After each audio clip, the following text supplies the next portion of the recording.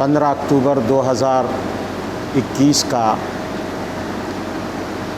جمعۃ المبارک کا یہ پروگرام ربیع الاول 1443 ہجری کے مہینے کے ساتھ موافق ہے۔ ربیع الاول کے مہینے میں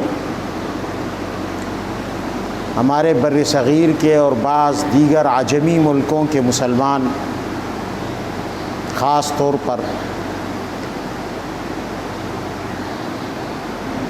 نبی کریم صلی اللہ علیہ وسلم کی کچھ عرصہ سے ولادت کا دن منانے لگے۔ اس سے قبل ہمارے ہاں بر صغیر میں اس مہینے کا نام تھا 12 وفات کا مہینہ،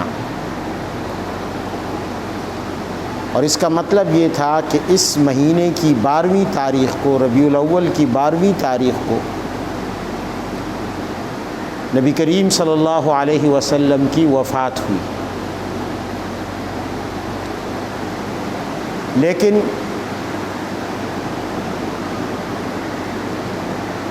بر صغیر پر انگریز کا فتنہ آنے کے بعد مسلمانوں کو بہت سی خرافات میں مبتلا کر دیا گیا۔ دین اور مذہب کے نام پر، عشق رسول کے نام پر، اور رفتہ رفتہ مسلمانوں کے ذہن میں یہ بٹھا دیا گیا کہ یہی اصل دین ہے۔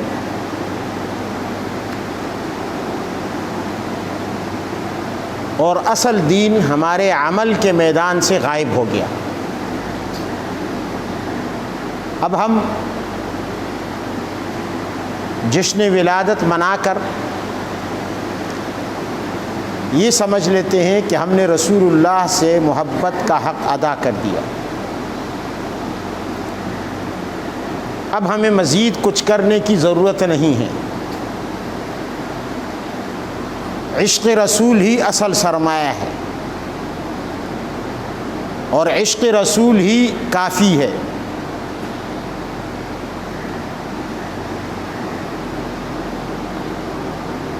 جبکہ شریعت سے ہم نے کبھی پوچھنے کی زحمت نہیں کی کہ شریعت ہم سے کیا چاہتی ہے۔ شریعت نے رسول کو صرف اس لیے بھیجا کہ اس سے محبت کی جائے، اس سے عشق کیا جائے۔ نبی کی بعثت کا مقصد صرف اس سے محبت کا اظہار کرنا ہے، اس کے علاوہ نبی کا اور کوئی حق نہیں، نبی کی آمد کا اور کوئی مقصد نہیں۔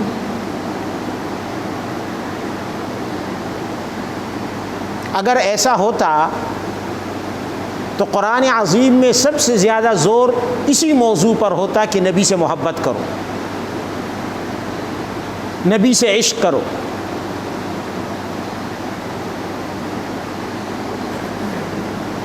حالانکہ قرآن عظیم میں سب سے زیادہ زور اس پر دیا گیا ہے کہ نبی کی اطاعت کرو، نبی پر ایمان لاؤ، اور ایمان لانے کے بعد اس کی تابعداری کرو، اس کی فرمانبرداری کرو، اس کے نقش قدم پر چلو۔ قرآن میں سب سے زیادہ اس چیز پر زور دیا گیا ہے۔ کیوں؟ اس لیے کہ ایمان آدمی تب ہی لاتا ہے جب دل میں اس کی محبت ہو، جس پر ایمان لایا جاتا ہے۔ کسی سے نفرت ہو، بغض ہو، دشمنی ہو تو اس پر ایمان تھوڑی لایا جاتا ہے، پھر اس کی اطاعت و تابعداری تھوڑی کی جاتی ہے، بلکہ دشمن کی تو مخالفت کی جاتی ہے۔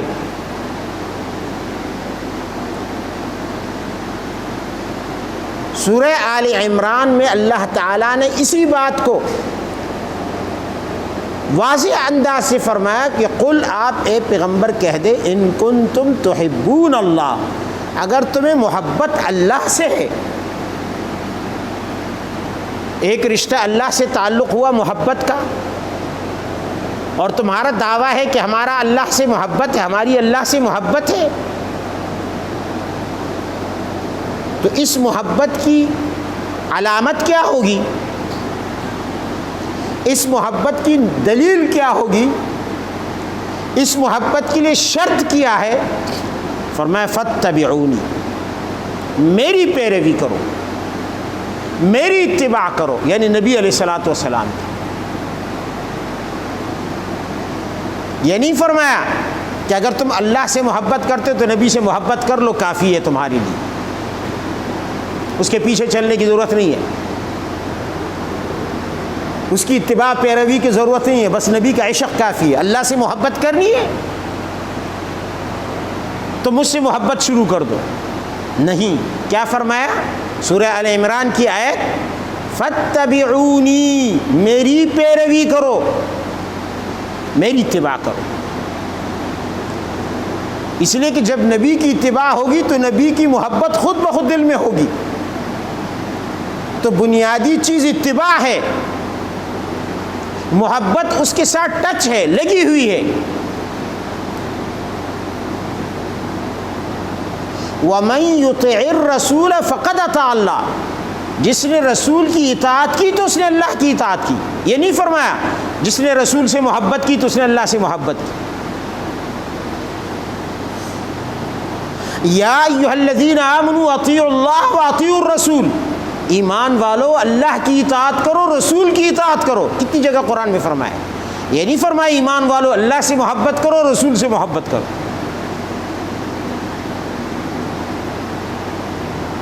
اس لیے کہ نفس سے محبت کافی نہیں ہے، صرف محبت ہو اطاعت نہ ہو، ایسی محبت کا شریعت میں کوئی اعتبار نہیں ہے، چاہے وہ اللہ سے ہو چاہے وہ رسول اللہ سے ہو۔ اس لیے کہ اطاعت ہوگی تو محبت خود بخود ہوگی، لیکن محبت ہوگی تو ضروری نہیں کہ اطاعت بھی ہو، تابعداری بھی ہو۔ یہ فرق سمجھ لینا چاہیے، محبت اور اطاعت میں فرق سمجھ لیں۔ اطاعت کے ساتھ محبت جڑی ہوئی ہے، لیکن محبت کے ساتھ اطاعت نہیں جڑی ہوئی۔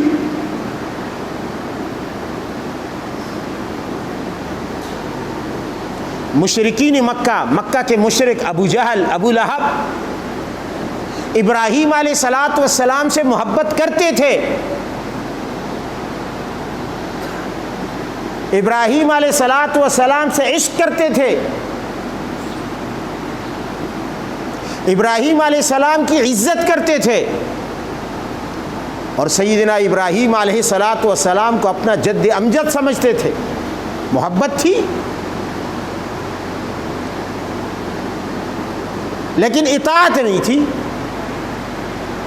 ابراہیم علیہ السلام جو عقیدہ لے کر آئے اس کو نہیں مانا، ابراہیم علیہ الصلوۃ والسلام جو دین لے کر آئے، جو شریعت لے کر آئے، جو احکام لے کر آئے، اسے نظر انداز کر دیا۔ محبت اتنی تھی کہ باقاعدہ حضرت ابراہیم علیہ السلام کی یادگار کے لیے انہوں نے بت بنا کر خانہ کعبہ، جو زمین پر مقدس ترین جگہ ہے، وہاں جا کر رکھ دیا، گھر میں بھی نہیں رکھا، کہ اس کے لیے جگہ گھر نہیں ہے۔ حضرت ابراہیم کی اس تصویر یا اس مجسمے کے لیے جگہ ہمارے گھر نہیں ہے، وہ اس کے شائع نشان نہیں ہے، اپنے گھروں کے اس قابل نہیں سمجھا، کہاں لا کے رکھا؟ خانہ کعبہ کے اندر لا کر رکھا۔ یہ محبت ہی کی نشانی ہے۔ اگر حضرت ابراہیم سے ان کی محبت نہ ہوتی، وہ ان کی یادگار اور ان کا بت نہ بناتے، ان کی تصویر نہ بناتے، پھر ان کی تصویر کو خانہ کعبہ جیسے مقام پر نہ رکھتے۔ محبت ہے مگر اطاعت نہیں ہے، وہ محبت کسی کام کی نہ رہی۔ صرف محبت سے کیا کرنا ہے، عشق سے کیا کرنا ہے؟ اسماعیل علیہ الصلوۃ والسلام اللہ کے نبی ہیں، ابراہیم علیہ السلام کے صاحبزادے ہیں، نبی کریم صلی اللہ علیہ وسلم کے جد امجد ہیں، عرب کے تمام مشرکوں کو ان سے محبت تھی. انہوں نے ان کا مجسمہ بنا کر، ان کی مورتی بنا کر، ان کے عشق و محبت میں لا کر خانہ کعبہ جیسے عظیم مقام پر رکھ دیا. مقصد محبت کا اظہار تھا. محبت نہ ہوتی کیا ضرورت تھی ان کو حضرت اسماعیل کا مجسمہ رکھنے کی، مجسمہ بنانے کی؟ کتنا مشکل کام تھا اس دور میں، کتنا محنت طلب کام تھا. وہ کام کیا، محبت میں کیا، وہ عشق میں کیا. اس پر انہوں نے مال بھی لگایا، اس پر انہوں نے وقت بھی لگایا. ایک پوری مورتی، ایک پورا مجسمہ تراشنے میں کتنا وقت لگتا ہے، کتنا مال لگتا ہے، کتنی محنت لگتی ہے. یہ سب انہوں نے محبت میں کیا. اللہ کے خانہ کعبہ میں رکھا، اپنے گھروں میں نہیں رکھا کہ ہمارے گھر حضرت اسماعیل علیہ السلام کے اس مجسمے کے شائع نشان نہیں. اور پھر کسی نے اعتراض بھی نہیں کیا، عرب میں کسی نے بھی اعتراض نہیں کیا، سب کا اتفاق تھا، بالاجماع محبت ہے. ابراہیم علیہ السلام سے پورے جزیرۃ العرب کے مشرکین کو، اور اسماعیل علیہ السلام سے پورے جزیرۃ العرب کے مشرکین کو بالاتفاق محبت تھی. کوئی یہ نہیں دکھا سکتا کہ کسی قوم قبیلے نے یا کسی فرد نے انگلی اٹھائی ہو، اعتراض کیا ہو کہ خانہ کعبہ میں ان کے مجسمے کیوں رکھے، ہمیں تو ان سے محبت نہیں ہے. سب کو محبت تھی. لیکن کیا وہ ہدایت پر تھے؟ اس محبت کے باوجود وہ ہدایت پر تھے؟ وہ صحیح راستے پر تھے؟ ان کی محبت اللہ کو پسند تھی؟ یہ حضرت عیسیٰ علیہ السلام، تیسری مثال دے رہا ہوں. یہ جتنے عیسائی حضرات ہیں، کرسچن، نصرانی، یہ تمام نصرانی، یہ تمام کرسچن پوری دنیا میں حضرت عیسیٰ علیہ السلام سے محبت بھی رکھتے ہیں، عقیدت بھی رکھتے ہیں. رکھتے نہیں رکھتے؟ کتنی محبت ہے ان کو. ہر گرجا میں ان کی تصویر ہے، ہر چرچ میں ان کی تصویر ہے. محبت ہے. عیسیٰ علیہ السلام سے محبت ہے. اللہ کے نبی ہے، اللہ کے لاڈلے ہیں، اللہ کے پیارے ہیں. دنیا جہان کے ولی مل جائیں، حضرت عیسیٰ علیہ السلام کے مقام اور مرتبہ تو بہت دور کی بات ہے. ان کے قدموں کے نیچے خاک تک نہیں پہنچ سکتے. اتنا بڑا مقام ہے، اتنی بڑی شان ہے. اور اللہ نے اپنی قدرت کا خصوصی مظہر بنایا، اپنی قدرتیں دکھا دی حضرت عیسیٰ میں، اپنی نشانیاں دکھا دی. اتنی عظیم ہستی سے عیسائیوں کو، پوری دنیا کے عیسائیوں کو محبت ہے. لیکن اس محبت کی اللہ کے یہاں کوئی قدر و قیمت ہے؟ کوئی قدر و قیمت نہیں ہے. کوئی قدر و قیمت نہیں ہے. کیوں؟ اس لیے کہ اطاعت نہیں ہے، تابعداری نہیں ہے. حضرت عیسیٰ علیہ السلام جو عقیدہ لے کر آئے وہ عقیدہ ان کے پاس نہیں، جو عمل لے کر آئے وہ عمل ان کے پاس نہیں. حضرت عیسیٰ کے نقش قدم پر چلنا ان کو نصیب نہیں. ساری زندگی محبت کا دم بھرتے رہے. اس محبت کی اللہ کو کوئی حاجت نہیں. اللہ کے ہاں اس کی کوئی قدر و قیمت نہیں، بلکہ یہی محبت عذاب کا سبب ہے. وہ حضرت عیسیٰ کی محبت ہی میں حضرت عیسیٰ کو خدا کا بیٹا کہتے ہیں.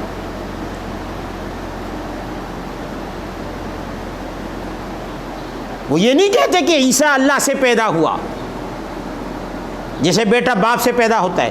وہ کہتے ہیں اللہ نے حضرت عیسیٰ سے اتنی محبت کی، اسے اتنا قرب بخشا، جیسے انسان کسی کو بیٹا بنا کے اسے اپنے بیٹے کی جگہ دے دیتا ہے.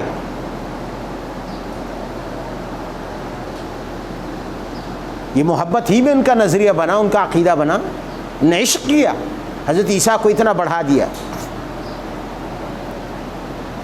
کہ ان کو اللہ کے بیٹے کی حیثیت دے دی. لیکن یہ محبت کس کام کی؟ یہ الٹا ان کے لیے عذاب ہے، الٹا ان کے لیے عذاب ہے۔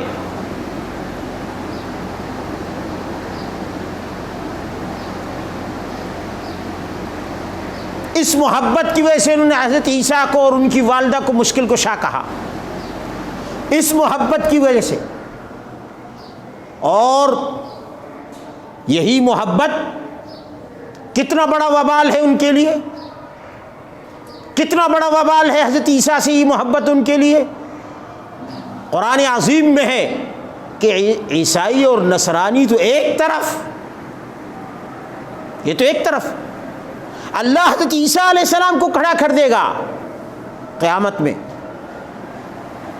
وَإِذْ قَالَ اللَّهُ يَا عِيسَى ابْنَ مَرْيَمَ، اللہ کہے گا میدان حشر میں حضرت عیسیٰ کو، میں نے تمہیں کس لیے بھیجا تھا؟ اس لیے کہ لوگوں کو یہ کہو کہ میری محبت میں مجھے اتنا بڑھا دیں کہ مجھے الہ اور معبود بنا دیں، عقیدت میں مجھے خدا تک پہنچا دیں۔ أَأَنْتَ قُلْتَ لِلنَّاسِ اتَّخِذُونِي وَأُمِّيَ إِلَٰهَيْنِ مِن دُونِ اللَّهِ۔ عیسیٰ علیہ السلام معصوم پیغمبر ہیں، نبی ہیں، اللہ کے محبوب اور لاڈلے ہیں۔ اللہ ان سے سوال کرے گا قوم کی اس محبت کی وجہ سے، قوم کی اس عقیدت کی وجہ سے، انت قلت للناس، کیا تو نے کہا تھا لوگوں کو اتخذونی و امی الہین من دون اللہ، کہ اللہ کے ماں سوا مجھے اور میری والدہ کو تم کارساز مددگار حاجت روا مشکل کشا سمجھ لو، مختار کل سمجھ لو، الہ اور معبود بنا لو، خدائی منصب دے دو۔ انہوں نے تمہارے عشق میں ایسا کیا، تمہاری محبت میں ایسا کیا، تو کیا تم نے یہ تعلیم دی تھی کہ مجھ سے اس طرح محبت کرو؟ مفسرین نے لکھا ہے 500 سال تک عیسیٰ علیہ السلام کی زبان گنگ رہے گی، اللہ کے خوف کی وجہ سے جواب نہیں دے سکیں گے اس سوال کا۔ 500 سال تک، 5 صدیاں اس طرح میدان حشر میں کھڑے رہیں گے، 500 سال تک ان کی زبان اس سوال کا جواب نہیں دے سکتی، اللہ کے پیغمبر ہیں۔ اور پھر مفسرین نے لکھا کہ ان کے ایک ایک بال کے نیچے سے، بدن پر جتنے بال ہیں، ہر بال کی مسام سے، روئے سے خون نکلنا شروع ہو جائے گا اس سوال کی ہیبت کی وجہ سے، اللہ کے اس سوال کے رعب کی وجہ سے۔ انت قلت للناس اتخذونی و امی الہین من دون اللہ۔ 500 سال گزرنے کے بعد اتنی بات حضرت عیسیٰ کی منہ سے بمشکل نکل سکے گی اللہ کے سامنے، سبحانک، یا اللہ تو پاک ہے، تو پاک ہے، ما یکون لی ان اقول ما لیس لی بحق، مجھے یہ زیبا ہی نہیں تھا، میرے شأن نشان ہی نہیں تھا، میری کیا مجال تھی کہ میں تیری اجازت کے بغیر ایک جملہ کہہ سکتا لوگوں کو، غلط اور باطل کی اشاعت کرتا۔ ان کنت قلتہ فقد علمتہ، یا اللہ جو کچھ میں کہہ چکا دنیا میں اپنی قوم سے آپ جانتے ہیں، آپ ایک ایک لفظ جانتے ہیں۔